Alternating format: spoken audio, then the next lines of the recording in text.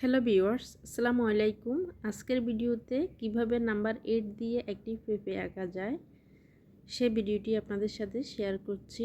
আশা করছি ভালো লাগবে। দেখুন কিভাবে আমি 8টি এঁকে নিয়েছি। এরপর পেঁপের শেপ দিয়ে নিচ্ছি।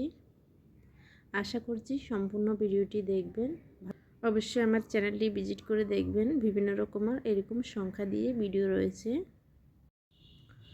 এরকম সংখ্যা দিয়ে বিভিন্ন রকমের ছবি আঁকার ভিডিও রয়েছে। অবশ্যই চ্যানেলটি ভিজিট করে দেখবেন। ভালো লাগলে সাবস্ক্রাইব করে যাবেন যাতে পরবর্তী ভিডিওগুলো খুব সহজে দেখতে পারেন। এখন আমি এখানে গ্রিন কালার দিয়ে পেঁপের কালার করে নিচ্ছি। ভিডিওটি কেমন হয়েছে অবশ্যই কমেন্ট করে জানাবেন।